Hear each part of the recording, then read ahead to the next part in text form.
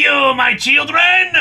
Last year, we saw the Devil Hulk go to his all-too-appropriate hunting grounds, Hell itself! Well, the Hulk is out of Hell. He's talking about ending the world because of all these puny humans, but at least he's hanging out with his therapist.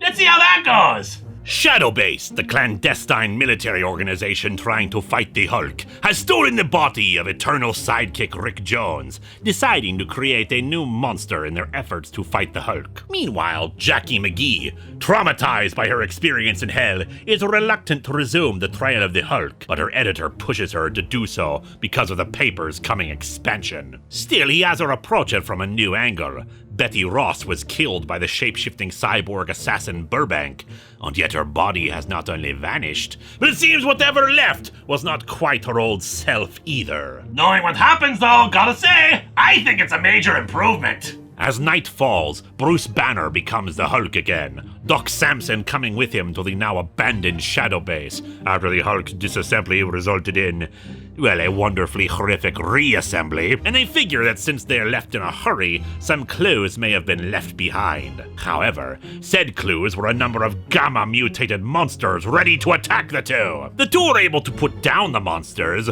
but the Hulk realizes too late that this was a trap, distracting them while they initiated their real plan. Shadowbase activates a series of artificial sunlight lamps, tricking the Hulk's mutation to turn him back into Bruce Banner. Agent Burbank shoots Samson down and gets a shot off on the Hulk, wanting to make him suffer for what he experienced in Hell. However, he has a new hell he must face. For it turns out that they have inadvertently awoken the wrong personality. Not Bruce Banner, not the Hulk, but Joe Fixit, aka the Grey Hulk, the streetwise mob enforcer personality. Admittedly, he is stuck in Bruce's body, but it allows him to evade Burbank and head deeper into the complex. They pump up the sunlight to try to hurt him. Awful to see such bright sunlight in a horror story. They truly are the bad guys here. But that just gives Joe an idea, managing to hack into the computer systems in the base and intensifies the sunlight rays to ridiculous extremes,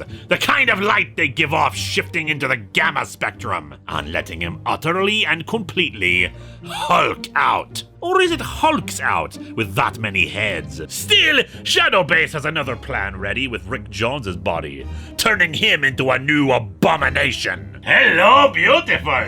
Seeing anybody right now? Doc Samson gets picked up by Gamma Flight, the other group hunting the Hulk, but with less nefarious intentions. Bruce Banner finally wakes up, Joe Fixit going back to sleep again, but having accomplished quite a bit. Getting a new suit, setting up in a hotel, enjoying the casino, all that. Meanwhile, Jackie investigates Betty Ross's destroyed house, and does find Betty in all her harpyish glory. Told you it was an improvement.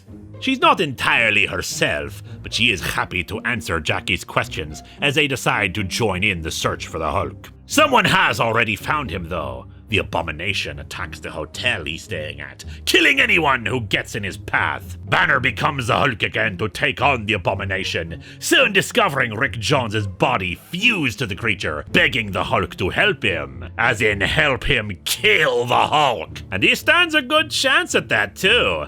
This Abomination has been equipped with stomach acids he can vomit out, dissolving the Hulk's flesh without allowing him to regrow it. Shadowbase dispatches some more soldiers to contain the area and prevent word from getting out, killing any civilians who try to leave, but Betty is in no mood to let them go through with that, slaughtering them with her talons. Jackie is a bit horrified, saying that with her power, she could just disarm them, but Betty gives it right back.